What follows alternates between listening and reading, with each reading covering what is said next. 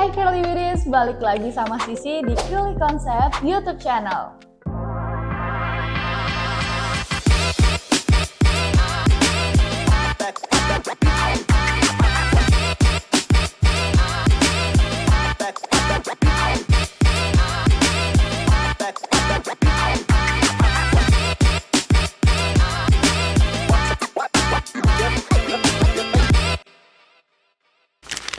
Oke, seperti yang kalian udah lihat di judul video kali ini, aku bakal ngebahas tentang mitos-mitos seputar rambut keriting. Karena dengan kita bisa lebih tahu tentang mitos-mitos dan fakta di baliknya, kita jadi lebih ngerti juga nih cara merawat dan juga memahami rambut keriting kita dengan lebih baik.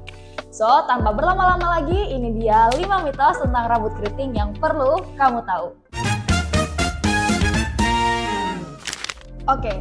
Jadi mitos yang pertama adalah rambut keriting itu semuanya sama. Rambut keriting itu cuma punya satu tipe atau cuma punya satu pattern aja. Mungkin kalian pernah dengar ini juga. Jadi ini mitos yang cukup umum ya di kalangan orang-orang. Padahal faktanya ini kurang tepat. Karena rambut keriting itu punya beragam variasi nih teman-teman.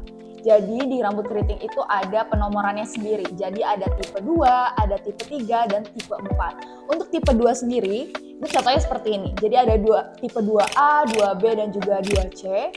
Lalu ada tipe 3, itu ada 3A, 3B, dan 3C. Dan juga tipe 4, ada tipe 4A, 4B, dan 4C. Nah, kalau kalian ngeliat rambut aku sekarang, rambut aku ini masuk di tipe 3A. Dan setiap tipe rambut itu tentunya punya perawatan nih yang beda-beda. Nah, untuk curly hair type sendiri, penjelasan lebih lanjutnya akan ada di video selanjutnya. Oke, next ya. Mitos yang kedua adalah rambut keriting itu nggak boleh disisir. Ada beberapa orang yang mikir kalau rambut keriting itu nggak boleh disisir karena nanti rambutnya jadi rusak atau rambutnya jadi ngembang dan lain sebagainya. Padahal sebenarnya ini nggak sepenuhnya benar juga ya. Karena faktanya rambut keriting itu boleh disisir. Tapi harus menggunakan sisir yang khusus dan tidak dilakukan setiap saat. Jadi kapan sih waktu yang tepat buat kita melakukan penyisiran rambut nih? Jadi ada dua fungsi atau dua waktu yang bisa kalian gunakan untuk penyisiran rambut.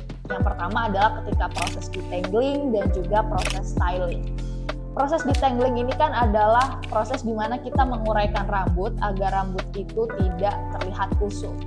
Jadi untuk proses detangling ini ada sisirnya yang khusus nih teman-teman. Jadi sisir untuk detangling itu adalah sisir yang punya gigi sisir yang lebar-lebar dan biasanya juga yang cukup fleksibel. Jadi itu akan memudahkan kita juga dalam penguraian rambut dan ngebuat kepala kita jadi nggak sakit ketika proses detangling ini. Proses yang kedua adalah proses styling, di mana proses styling ini adalah proses menata rambut ya teman-teman. Nah biasanya untuk melakukan styling bisa juga menggunakan sisir, dan sisir yang digunakan itu biasanya dengan gigi sisir yang lebih rapat-rapat agar memudahkan kita dalam membentuk pattern rambut dan ngebuat rambut kita jadi lebih terdefinisi dengan lebih jelas gitu. Terus kapan sih kita tidak disarankan untuk menyisir rambut? Nah, waktu yang tidak disarankan itu ketika kalian sudah melakukan styling. Kenapa? Karena tentu aja rambut kita itu udah keset ya, sudah terdefinisi gitu. Tapi kalau misal kita menyisirnya lagi, tentu aja pola rambut yang udah kita bentuk itu justru malah jadi rusak. Dan rambut kalian jadi tidak terdefinisi lagi deh. Oke, next ya. Jadi mitos selanjutnya adalah mitos yang ketiga nih. Rambut keriting itu harus dikeramas setiap hari. Tapi faktanya teman-teman, rambut keriting itu cenderung lebih kering dibandingkan rambut lurus. Keramas setiap hari bisa menghilangkan minyak alami rambut yang diproduksi sama kulit kepala kita. Dimana minyak alami ini sebenarnya berfungsi untuk menjaga kelembapan rambut kita gitu. Jadi kalau misal keramas setiap hari, bisa aja produksi minyak ini akan berkurang dan justru ngebuat rambut kita jadi semakin kering. Keramas itu juga butuh waktu dan juga usaha yang lebih. Jadi mungkin ini bukan solusi yang praktis dan efektif ya buat kalian-kalian yang sibuk setiap hari.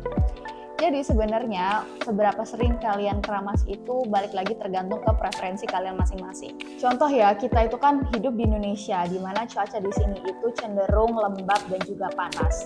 Akhirnya itu nuntut kita untuk keramas setiap hari. Kalau misal kayak gini, kalian bisa pastiin dulu produk shampoo yang kalian gunakan itu menggunakan bahan-bahan yang alami dan tidak menggunakan bahan-bahan seperti SLS, karena itu bisa ngebuat rambut kita jadi lebih kering. Lalu solusi lainnya apa sih biar kita tetap punya rambut yang bagus tanpa harus keramas setiap hari? Kalian bisa coba dua metode ini. Metode yang pertama adalah metode co-wash, di mana kalian mencuci rambut hanya dengan menggunakan conditioner saja. Atau metode yang kedua adalah metode refresh, di mana kalian hanya membasahi beberapa bagian rambut aja, lalu kalian apply styling cream yang kalian punya ke beberapa bagian rambut tersebut. Jadi nggak keseluruhan ya, hanya ke beberapa bagian rambut aja yang memang kelihatan kering dan frizzy. Jadi kalian tetap bisa punya rambut yang bagus, terdefinisi tanpa harus keramas setiap hari. Oke, selanjutnya mitos yang keempat adalah semakin banyak produk yang dipakai, semakin lembab rambut kita. Nah, mitos ini itu kurang tepat ya teman-teman, karena faktanya kalau kita memakai produk rambut yang berlebihan, rambut kita itu akan terasa lebih berat, jadi lepek, atau bahkan ini bisa memungkinkan terjadinya penumpukan produk yang berlebihan di kulit kepala maupun di batang rambut kita, atau biasa disebut dengan build up product. Menggunakan produk yang tepat dan juga sesuai dengan tipe rambut kalian itu jauh lebih penting. Jadi pastikan kalian menggunakan produknya itu nggak kurang dan juga nggak berlebihan, biar rambut kalian itu tetap sehat juga dan tetap cantik setiap hari. Oke, mitos yang terakhir atau mitos yang kelima ini adalah merawat rambut keriting itu bisa menggunakan jenis produk apapun. Tapi sebenarnya ini kurang tepat ya teman-teman, karena ada beberapa produk maupun alat-alat yang memang khusus digunakan di rambut keriting karena akan lebih efektif untuk menjaga dan merawat rambut keriting kita. Contohnya nih, misal kita mau styling rambut, itu juga menggunakan produk styling khusus yang memang digunakan hanya di rambut keriting. Selain itu, ada juga alat sehari-hari mulai dari sisir hingga sarung bantal pun ada yang dibuat khusus menggunakan bahan-bahan yang baik untuk rambut keriting kita. Contohnya seperti ada sisir untuk styling, ada sisir untuk detangling, bahkan ada sarung bantal yang menggunakan bahan satin silk. So, mitos tadi itu kurang tepat ya teman-teman, karena rambut keriting kita itu kan unik dan juga punya kebutuhannya sendiri. Jadi memang perlu produk maupun alat yang dirancang khusus untuk rambut keriting kita biar bisa membantu menjaga kelembapan dan ngebuat rambut kita juga jadi lebih sehat. Nah, itu tadi mitos-mitos seputar rambut keriting dan juga fakta-fakta yang wajib kalian tahu. Kalau kalian tahu mitos-mitos lainnya seputar rambut keriting, boleh ya sharing dan cerita di kolom komentar. Karena ini udah sampai di akhir video, jangan lupa like dan subscribe channel ini, jangan lupa nyalain juga notifikasinya, and I'll see you soon in another video. Dadah!